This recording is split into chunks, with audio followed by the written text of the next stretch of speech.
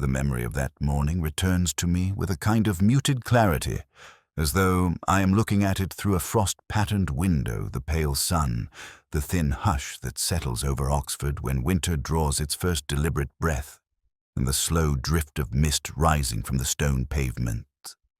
I had no reason to be out so early, except for the restlessness that sometimes collects in me after nights spent listening to opera I have heard too many times.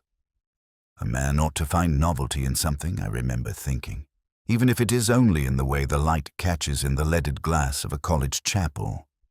Lewis had not yet called. There had been no suggestion of a case, no whisper of anything requiring the peculiar mixture of patience and irritation that detective work demands. I walked simply because I could not sit still.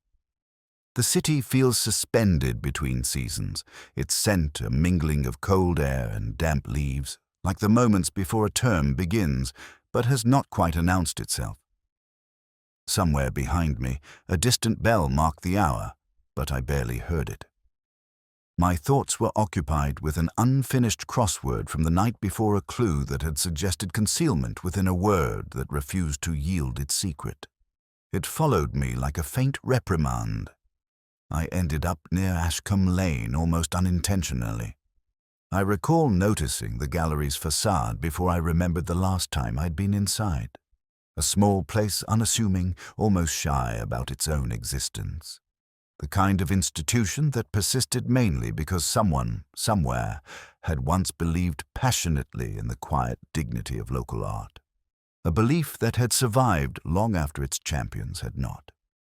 The sign announced the winter exhibit in lettering now rhymed with frost, though the windows were dark and uninviting. I paused in front of them, feeling the cold seep through my gloves. It was then my phone vibrated.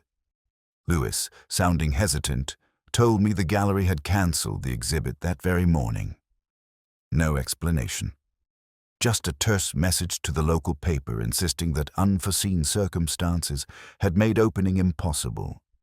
He added, almost apologetically, that the curator, a Dr. Helena Witchford, had not been seen since the previous afternoon. I could hear the uncertainty in his voice, the reluctance to call it anything more than administrative confusion. But something in the way he said her name made the air around me tighten. I told him I was already nearby. I did not say the coincidence unsettled me. Oxford is small, but not that small. When I reached the entrance, I touched the metal handle and found it colder than I expected, as though it had not been warmed by any human hand that day. Inside, the reception area lay in dim stillness. A faint scent of varnish hovered in the air, the kind that clings to old frames and forgotten storerooms. I saw no sign of staff. My footsteps sounded heavier than they should have as I moved further inside. A single sheet of newspaper lay on the counter, folded to a minor column. "Missing curator," it read. "Last seen leaving the gallery shortly after 3. The accompanying paragraph was sparse, irritatingly so, but the detail that caught me was a mention of her abandoned coat still hanging in her office. People rarely leave warmth behind unless they intend to return. The quiet pressed in around me then, the particular quiet of a place withheld from its own purpose. I could not yet have said why, but I felt an old, familiar shift inside myself, that subtle alignment of intuition and unease that marks the beginning of a case long before evidence has given it shape. Outside, the frost had begun to melt into thin rivulets along the pavement.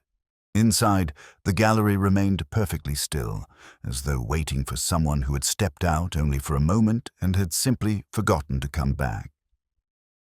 I've often thought that silence inside an institution carries its own vocabulary, as eloquent as any lecture delivered in the Sheldonian.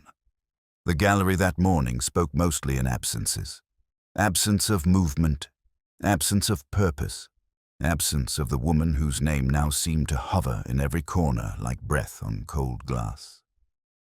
Helena Witchford, a curator of some repute, if the scattered articles in her office later suggested anything, though reputation, like art, has a talent for deceiving even the most enthusiastic admirer. Lewis found me near the main corridor, staring at a row of dimly lit display cases. He muttered something about the staff being understandably shaken, though from the look of them I suspected their confusion was tinged more with embarrassment than fear. People dislike admitting they have misplaced a colleague, especially when that colleague holds the keys both literal and figurative to the building's winter ambitions. He gestured toward the far door at the end of the hallway. "It's locked from the inside," he said. The corridor felt colder as we approached. I remember running my fingers along the wall, feeling the slight grain beneath layers of paint, as though the building itself were waiting to see what conclusion I might draw. The door to Witchford's office bore a brass plate, recently polished. There was something faintly theatrical about it, but perhaps that was merely the mood I was in. Lewis tried the handle again, unnecessarily. It resisted with a dull finality. One of the assistants, nervous, over-apologetic, produced a ring of keys after much fumbling. He insisted that Dr. Witchford always locked the door when working, that she disliked interruptions. When I asked how she usually left the room if she kept the key inside, he blinked as though the logic had never visited him.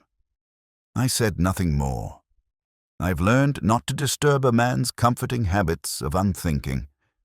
Inside, the room felt smaller than I had expected. A narrow desk stood beneath a frosted window, its surface an arrangement of papers, catalogues, and a half-completed crossword puzzle. I noticed it, immediately had clues penciled with neat, decisive strokes, one circled twice in darker graphite. Concealment beneath reflection. The same clue that had troubled me the night before, though here it seemed to sit with a quiet urgency, as though expecting its solver to return. A single coffee cup rested near the blotter, the faintest remnant of warmth still held in the paper. Either she had not been missing long, or the room retained heat in a particularly loyal way. Lewis picked up a gallery schedule, noting the abrupt cancellation of the winter exhibit. He wondered aloud whether she had left in frustration. I heard the words as though they reached me from some distance. "People leave in many ways," I told him eventually, "but they seldom leave their coat hanging behind the door." There was a dark wool coat, sensible and well worn, with a thin scarf tucked into the sleeve. I ran a hand along the fabric. Still cold. Too cold for someone who had left only yesterday. For a moment, the room became unbearably still, as though waiting for its owner to step back inside and explain her oversight, with a faint, embarrassed smile. I examined the window next. Frost clung to the edges in faint crystalline webs, undisturbed. No sign of forced exit, no subtle smear of movement. The floorboards gave a small protest beneath my weight, the sound sharp enough to draw my attention downward. I knelt, noticing a speck of graphite near the leg of the desk, the kind left when someone presses too hard with a pencil.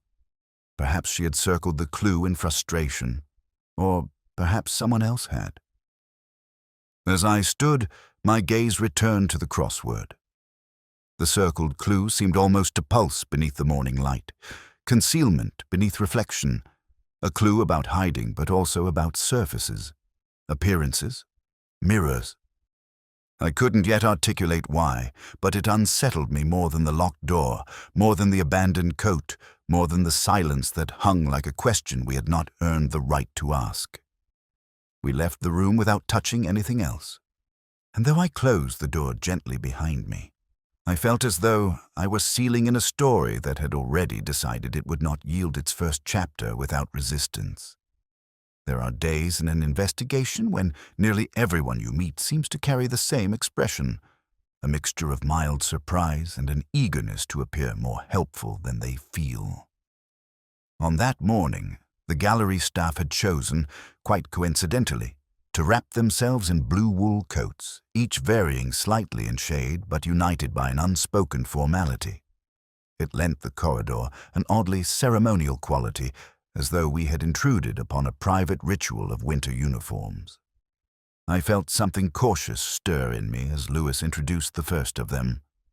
Adrian Kells stood beside a trolley stacked with catalogues, his hands tucked into his sleeves like a man expecting blame before it was named.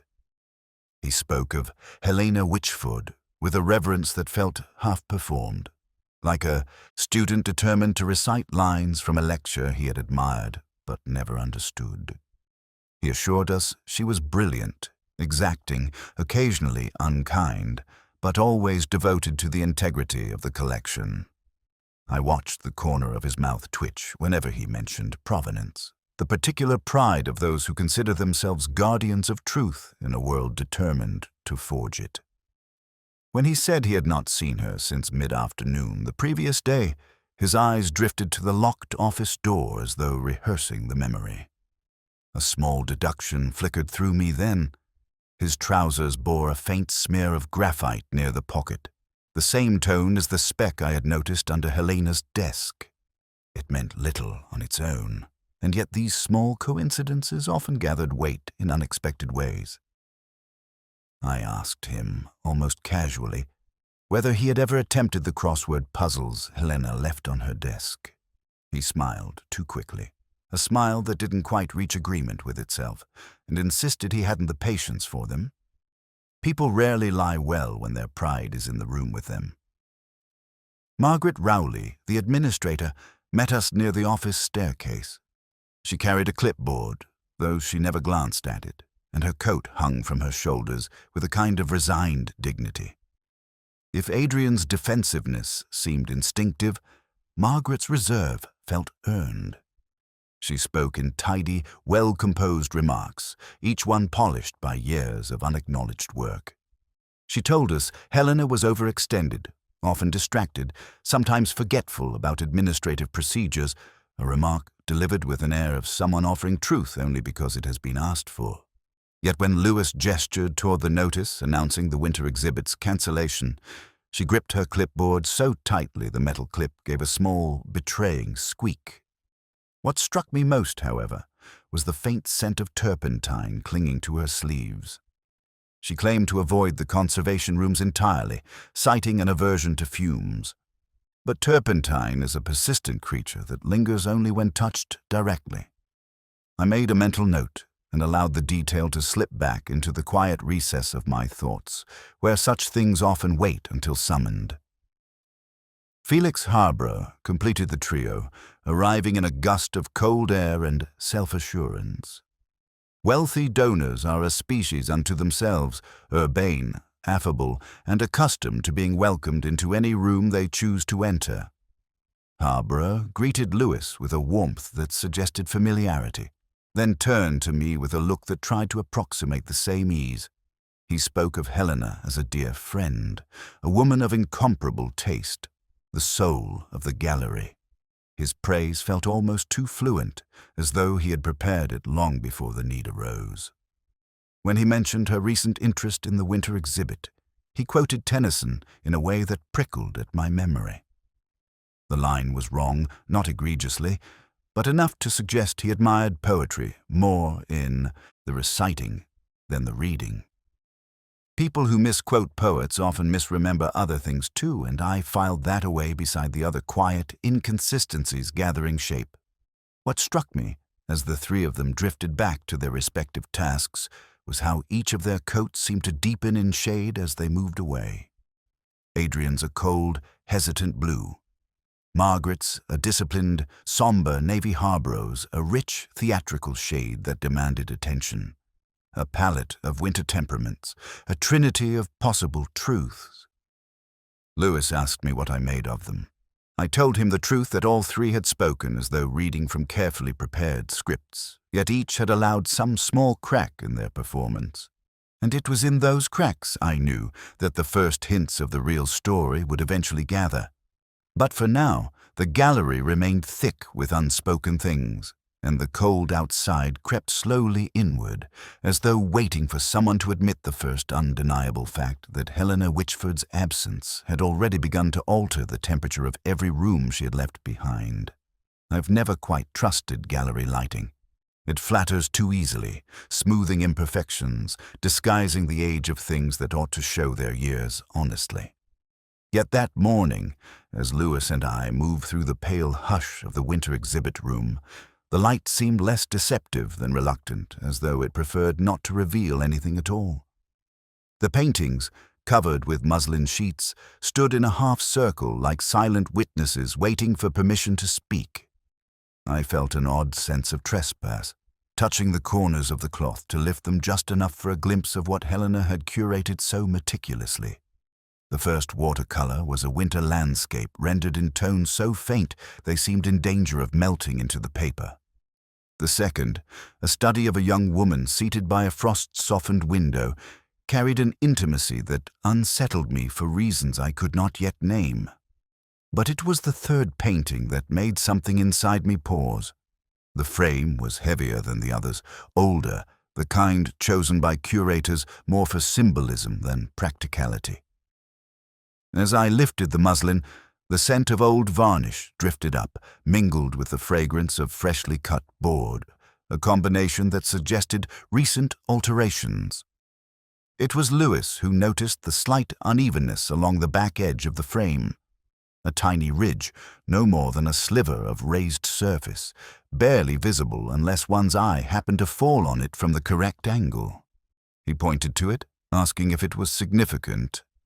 I told him significance is a shy creature that shows itself only when it feels safe, but I asked him to hold the frame steady while I examined the backing board more closely.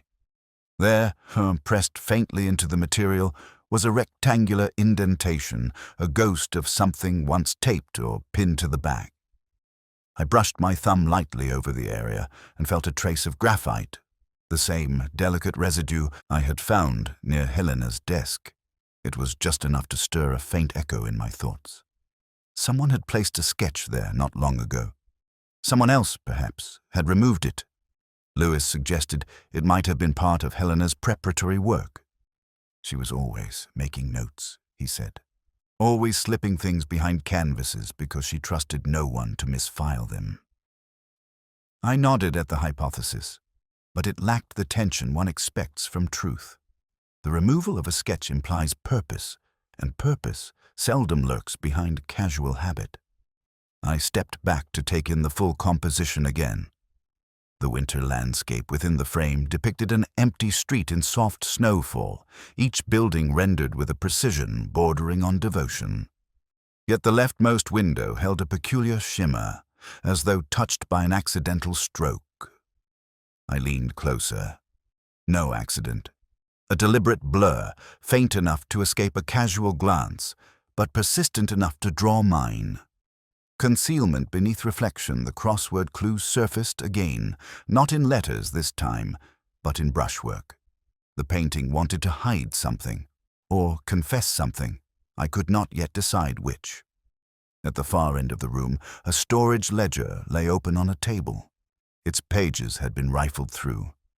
I felt the absence before I saw it, a missing sheet, neatly removed, leaving only the faint serration of torn fiber. Lewis skimmed the lines, frowning at the gaps. 2 months ago, he murmured. Something added. Something moved. Something Helena had not documented anywhere else.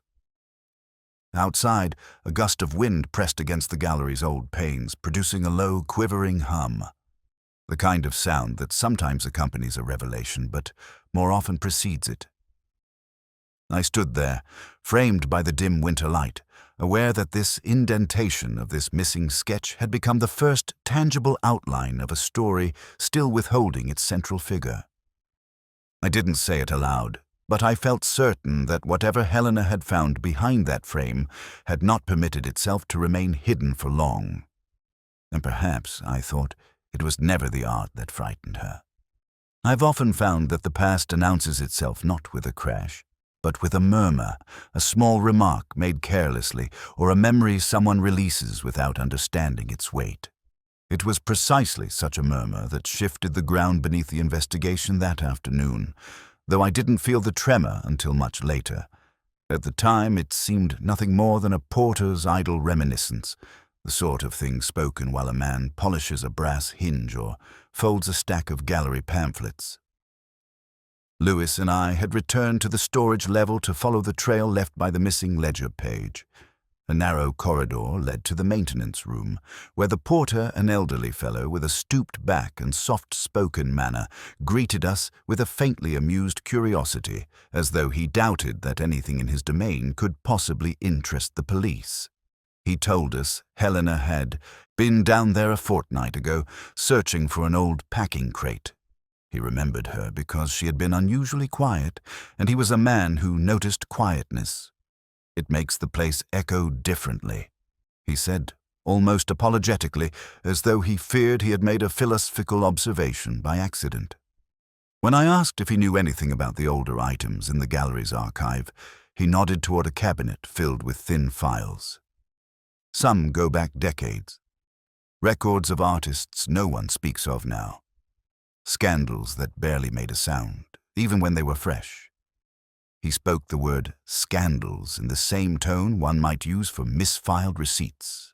A faint annoyance, quickly forgotten. And then, without any particular emphasis, he mentioned the name Lydia Trevelyan. It landed softly, like a speck of dust, but something in it caught the light. I turned toward him with a slowness I hoped would not reveal my interest. He explained vaguely that Lydia had been the muse of a painter whose winter works once occupied a small corner of the gallery, a man suspected of harboring affections that exceeded professional boundaries. Lydia had died young, he recalled, in a way that people whispered about but never confirmed. An accident, some said. Others muttered darker possibilities. He could not remember the details. He said them with the tone of someone describing a distant snowfall. Lewis asked whether Helena had inquired about Lydia. The porter nodded, then frowned as though trying to retrieve something slippery from the edges of his memory. Yes, she had asked about an old photograph that had once been displayed beside a now-lost portrait. A picture of Lydia standing in a cold, sunlit room, wearing an expression that suggested she knew more about the person behind the camera than she wished to admit. I felt a faint stirring of recognition then, though I hadn't yet placed it. Perhaps it was the winter motif. Perhaps it was the tone of the porter's recollection. Or perhaps it was simply that Helena had gone looking for a story buried beneath 4 decades of dust, and people rarely dig for old stories unless they expect them to lead forward rather than backward. We followed the porter to a drawer of aged photographs, most brittle with time. He sorted through them with hands that trembled only slightly. Lydia's image was not there. A space between 2 cardboard mounts suggested one had been removed. He seemed surprised by its absence, but not alarmed. "Things go missing down here," he muttered. "People forget what they borrow." He spoke the word people with a quiet emphasis that hinted at staff rather than the public. As we left the room, I found myself thinking of Helena's face, not because I had ever seen it, but because I was beginning to imagine the expression she might have worn when she discovered the missing portrait. The indentation behind the frame, the ledger page torn from its binding. Curators are trained to read silences in archives, just as detectives are trained to read silences in people. And Lydia Trevelyan, dead nearly 40 years, had just spoken the first of hers. It has long been my experience that a promising lead announces itself with an enthusiasm that ought immediately to inspire distrust. The more polished its surface, the more likely it is to conceal nothing of substance beneath. But on that pale afternoon, still carrying the faint chill of the archive room, I allowed myself to follow the thread Adrian Kells presented, if only because even false paths have their own peculiar value. They teach you the shape of a maze by letting you walk directly into its walls. Kells found us near the gallery's side entrance, where the wind had begun to gather its temper. He spoke quickly, as though eager to prove that his loyalty to Helena extended beyond mere sentiment. He told us she had been preoccupied in recent weeks with a manuscript of an unpublished memoir written decades earlier by a man who had once been desperately in love with Lydia Trevelyan. A book no one had ever seen in full, rumored to contain accusations, confessions, perhaps even the truth behind her early death. The way he said the truth made it sound like a fragile object he was afraid to handle. Lewis, always practical, asked why a curator would concern herself with a writer's self-indulgent ramblings. Kells replied that Helena was fascinated by the intersection of art and scandal, by the way human turmoil reshaped the meaning of an image. I watched his expression carefully. He seemed to be reciting her interests rather than believing them.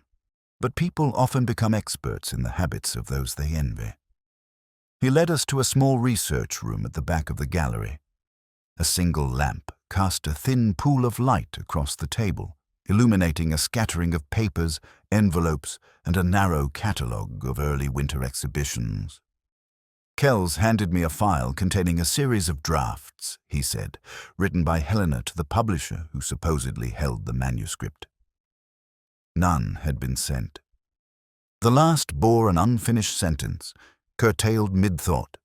The ink had dried in a shape I found strangely unsettling, like a breath halted just before the truth. I asked him why Helena had never mailed them. He insisted she became hesitant, unsure whether pursuing old wounds was worth the political cost. But his voice betrayed something else. Anxiety, perhaps, or an eagerness for us to accept his explanation without testing its weight. My attention drifted to the floor beneath the table, where a faint smudge of dust yielded the outline of a rectangular object that had once been placed there, something large enough to be a manuscript. If one had indeed existed, it was no longer in the room. Lewis searched the cabinets with the thoroughness I have always admired in him. Nothing. No trace of a missing folder. No catalogue entry, misfiled or disguised. Kells hovered behind us, like a man determined to appear uninvolved while being conspicuously unable to leave. When I asked him where he had last seen Helena reading the supposed manuscript, he hesitated, and in that hesitation I heard the hollow note of a story rearranged too hastily. He gestured toward the conservation room. She kept it there sometimes, he said. At least, he thought she did. The uncertainty was deliberate, but poorly executed. People who lie seek ambiguity as a hiding place, but ambiguity is a treacherous shelter that leaves too much of the sky uncovered. The conservation room was empty when we entered, though the lingering scent of solvents suggested someone had been working there not too long before. A stool stood near one of the benches, and on it a sheet of blotting paper bore faint impressions reversed, fragmented like the echo of handwriting pressed into its fibers. I held it beneath the lamp, but the letters were too indistinct to read. Still, there was something familiar in the spacing between lines. Someone accustomed to writing with meticulous care. Kells tried to explain. Perhaps Helena had taken the manuscript home. Perhaps she had returned it to the publisher. Perhaps she had changed her mind entirely. The repetition of perhaps irritated me more than I let on. A man confident in his knowledge offers conclusions, not scattershot possibilities. Later, as Lewis and I stepped out into the courtyard, rain had begun to fall, in fine, delicate strands, the kind that seemed to hang in the air before deciding to settle. Lewis muttered that the manuscript might be the key. I told him, and not unkindly, that keys are usually less cooperative. More often than not, they turn only after one stops insisting which lock they belong to. And yet, even as I dismissed the lead, I felt an uneasy echo of Helena's abandoned letters. The unfinished sentence, the shape of the missing object beneath the table. A red herring, yes, but red herrings can still teach you the temperature of the water. Even false clues choose their moments with unsettling precision. Snow had begun to fall in the quiet, tentative manner Oxford prefers a hesitant dusting that seems to test the city before committing itself. I remember watching it gather along the edges of Broad Street as I made my way to the tea room where Margaret Rowley had agreed, reluctantly, to meet.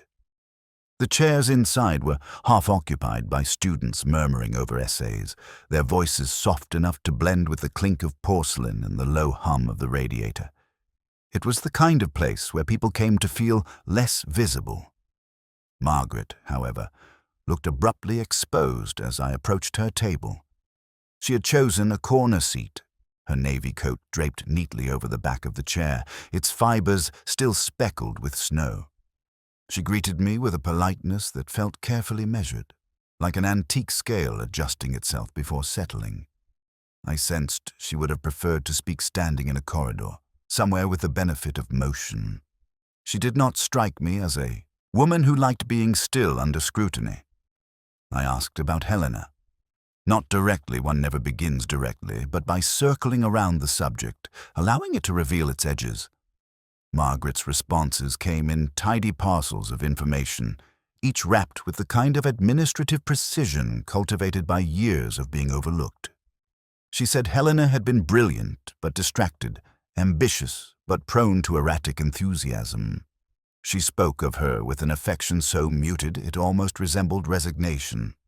What caught my attention, though, was a faint tremor in her right hand when she reached for her cup. The tremor disappeared the moment she placed the cup back on the saucer, as though it had overstepped its bounds. I watched the steam coil upward and waited.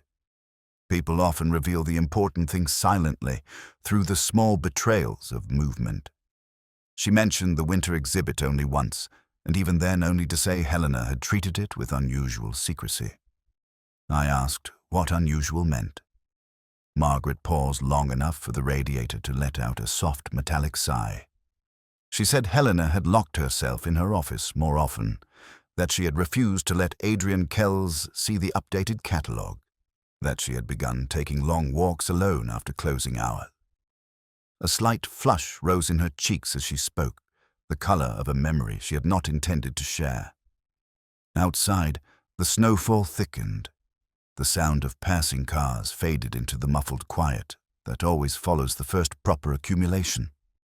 I asked Margaret whether Helena had seemed frightened. She answered too quickly no, and I felt the answer detach from the truth the way a leaf detaches from its branch in a sudden gust. She corrected herself a moment later.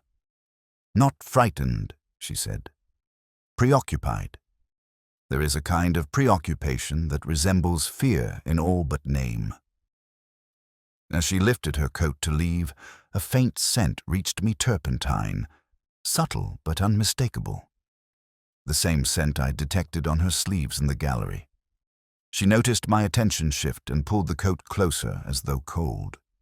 She insisted she never entered the conservation rooms. A task for others, she said lightly. But people rarely smell the rooms they avoid. I walked her to the door.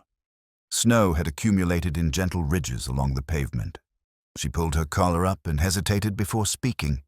She said Lydia Trevelyan had been unlucky.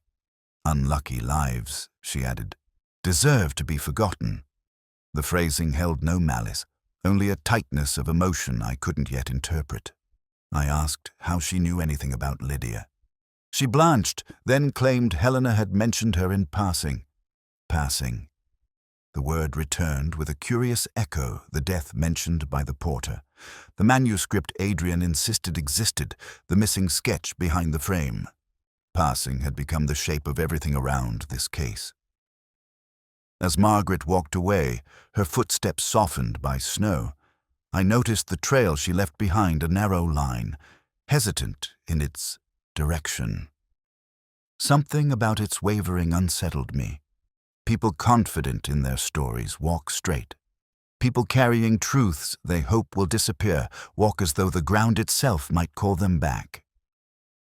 I stood there until her figure dissolved into the whitened street, feeling the faintest shift within the puzzle. Not a revelation, not yet, but the first shadow of one. I have always found that photographs tell their lies more politely than people do. A person, when confronted, will twist the truth into whatever shape preserves them.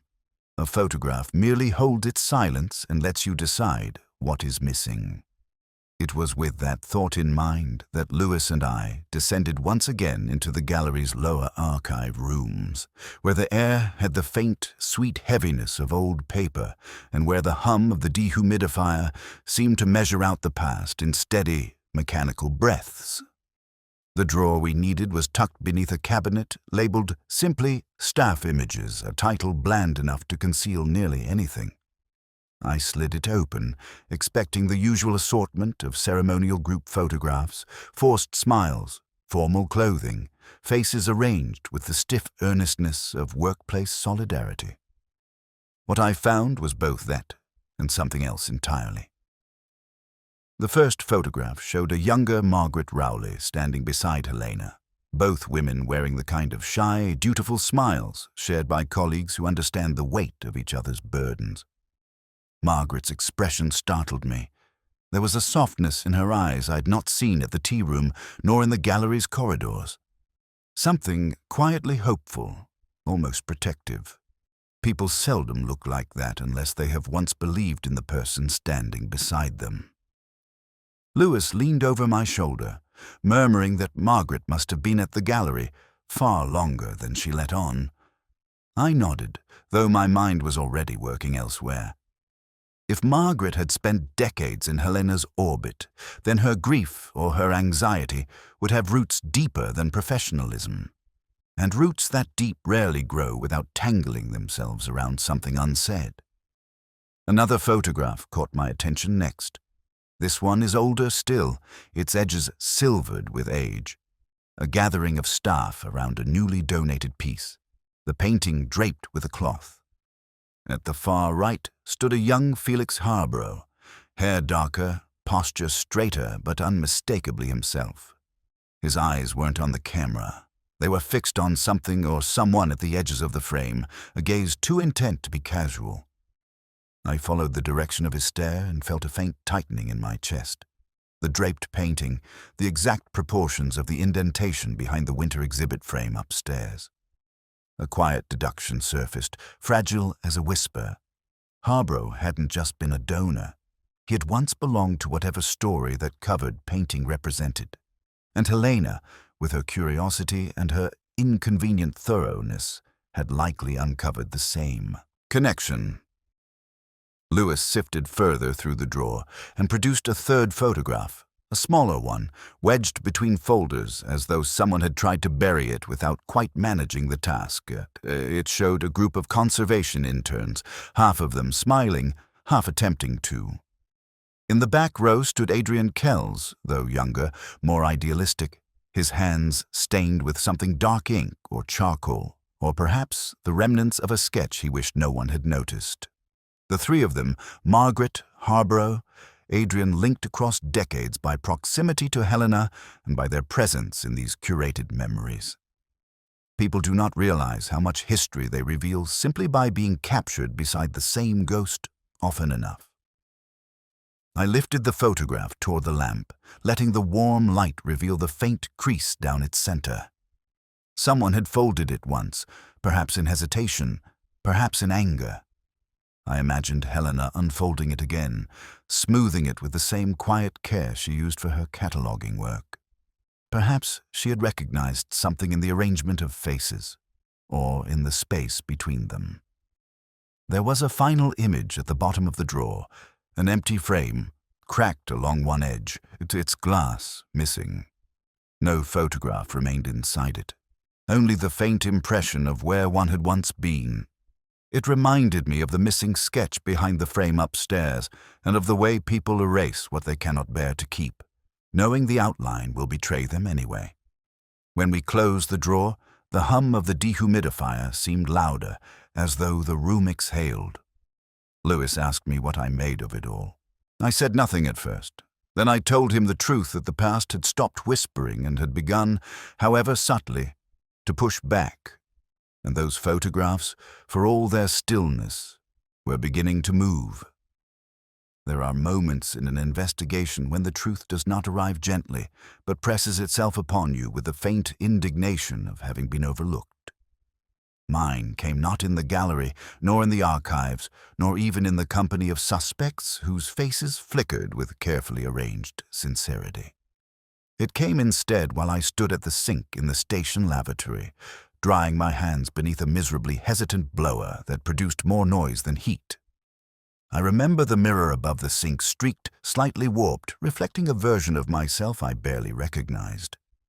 a man surrounded by winter, both literal and of the mind. Behind, the reflected tiles gleamed with a thin sheen, and for a moment they resembled the backboards of the gallery's framed watercolors. Something in that thought refused to dissipate. I traced it inward, the way one follows the shape of a half-remembered melody until it brushed against an earlier frustration, Helena's crossword clue. Concealment beneath reflection. A clue I had solved in theory, but not in practice. I suddenly felt the kind of quiet irritation that often precedes clarity. The answer was not metaphorical. It was literal. Reflection meant mirror, beneath meant behind. Behind the mirror. Lewis found me a minute later, his expression caught between curiosity and concern. I didn't answer when he asked if something was wrong. Instead, I walked past him, out of the station, back into the cold. The sky had settled into that pale, end-of-day color that looks less like evening and more like something the day has reluctantly surrendered. Lewis hurried to catch up, muttering that I ought to tell him if we were going somewhere. But the words reached me as though through water. The gallery's corridors felt even colder than before, as though the building were withholding its warmth in a show of discouragement. I made my way to Helena's private viewing room, a small space set aside for donors and scholars, lined with decorative molding and dominated by an ornate Victorian mirror. Its frame, carved into curling frost-like filigree, had always struck me as an object prone to melodrama. Now it revealed itself as merely practical. Lewis asked what I was looking for. I told him I didn't know yet, which was only partly untrue. I reached behind the mirror carefully, as though touching the skin of some sleeping creature, and felt the roughness of tape, dried at the edges. Then the thin, resistant tug of paper, a notebook small enough to fit in a pocket, thin enough to vanish behind a frame. I withdrew it and felt the faint weight of significance settle into the room. It wasn't Helena's handwriting on the first page. The script carried a different rhythm, deliberate, contemplative, the strokes elegant but strained. A confession, though not in any formal sense. Not an admission of guilt, but an admission of knowledge. Whoever had written it had wanted to preserve something while also hiding it from discovery. The first line trembled with a kind of restrained desperation. She cannot show that painting. It will unmake everything. Lewis asked whose handwriting it was. I told him I couldn't yet be certain. But the impatience, the emotional undercurrent, the subtle tremor in the formed letters reminded me of something. A hand that had trembled in a tea room while lifting a cup. A hand that hid more than it revealed. As I turned the pages, the ink deepened in tone, as though the writer's urgency had intensified. Phrases surfaced about Lydia's portrait. She found the truth, the past returning to protect her. The protection of her burned quietly in my mind. The pronoun, singular and pointed, carried an intimacy that did not belong to professional concern. I paused at the final page. The writing ended abruptly, torn before the sentence could complete itself. The echo of Helena's abandoned manuscript letter, the same stilled breath at the edge of confession. I slipped the notebook into my coat. Lewis asked if this changed everything. I told him quietly, because the truth sometimes demands quietness that doesn't change everything. It simply made everything harder to ignore. Outside the window, the last of the day's light fractured across the glass, and for a moment the reflection of the room merged with the snow gathering beyond. A fitting irony, I remember thinking that the final piece had hidden itself not in shadows, but behind the very thing that promised clarity. A mirror that had waited patiently until someone bothered to look beyond the surface. There are rooms one enters knowing, even before the door closes behind you, that the air will be different when you leave. The winter exhibit hall was such a room. It had been sealed for days, its crates untouched, its lights dimmed to a pale, suspended hush. Yet as Lewis and I stepped inside, I felt the peculiar sensation of walking into a memory that didn't belong to me. A silence formed from interrupted intentions, a gallery prepared for admiration and deprived of it. The crates stood in regimented rows, their edges marked with Helena's tidy handwriting. Dates, accession numbers, abbreviated notes that meant little to anyone but her. I ran a hand along the rough wooden surface of the nearest crate and felt the grain catch against my glove. It struck me then how vulnerable art is, how easily packed away, how easily hidden, how easily lost even in the pursuit of preservation. Lewis moved ahead, lifting the first crate lid with the subdued caution of someone unwrapping a fragile truth. Inside lay the expected frame of one of the winter watercolors, its muted palette shimmering faintly beneath a protective layer. For a moment, we both simply looked. There was something unbearably still about it, as though the scene itself were waiting for someone to acknowledge what it had witnessed. I found myself recalling the notebook from behind the mirror, the confession written in that delicate, emotionally troubled script. Protect her. She cannot show that painting. Lydia's portrait of the past returning. The threads had begun to pull taut, each one trembling toward the same inevitable direction. We opened the second crate, a cloth-covered frame, heavier than the first. Lewis shifted his weight, bracing himself before lifting it free. Beneath the cloth, the portrait revealed itself without flourish. A woman rendered in soft winter light, her expression distant, almost resigned, as though she had agreed to be remembered only reluctantly. Lydia Trevelyan, younger than I had imagined, or perhaps simply more alive. It was not merely a portrait. It was an argument, a confession, and a wound. Lewis exhaled a thin, astonished breath. He murmured something about the brushwork, the intimacy of it, the unmistakable imprint of someone looking too closely at their subject. I said nothing, but I traced the edges of the frame with my eyes. There, faint beneath a flourish of gold leaf, the impression of initials. F.H. Harborough had been less subtle in his youth. The air thickened between us, weighted by the unspoken. Helena must have recognized the connection. Margaret, too, with her trembling hands and her whispered remarks about unlucky lives. And Harborough, whose charm had always carried the brittle sheen of a man afraid of being unmasked. I studied the portrait again. Lydia's gaze seemed fixed on some distant point, something beyond the painter, beyond the frame. A future she would not reach, a truth someone had hoped to smother under 40 years of dust. We opened the final crate in silence. The faint odor of turpentine rose again, that same scent I had noticed on Margaret's coat. Nestled within the crate was not a painting, but a shape wrapped in thick layers of canvas.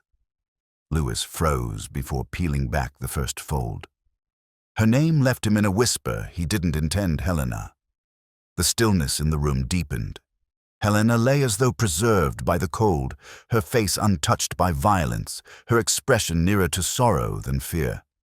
A fall, perhaps, an accident, or a struggle born of desperation, the kind that leaves no visible marks but shatters everything that follows. Margaret's notebook echoed louder now inside my thoughts. Protect her, not protect Lydia. Protect Helena, a love that had twisted itself into secrecy, and then into panic, and finally into something that could no longer bear its own weight. Lewis stood beside me, his breath unsteady. He asked what we should do. A simple question, unadorned, carrying all the weight the case had gathered. I told him we would do what the dead require, look without flinching, listen without presumption, and let the truth come in its own slow and unhurried way. Outside the sealed glass doors, the winter light dimmed further, slipping toward dusk. It seemed to settle over the crates like a benediction or a reprimand. I could not tell which. Perhaps both. The winter exhibit had never opened to the public, but in that quiet, frost-bound hall, It had finally opened to us.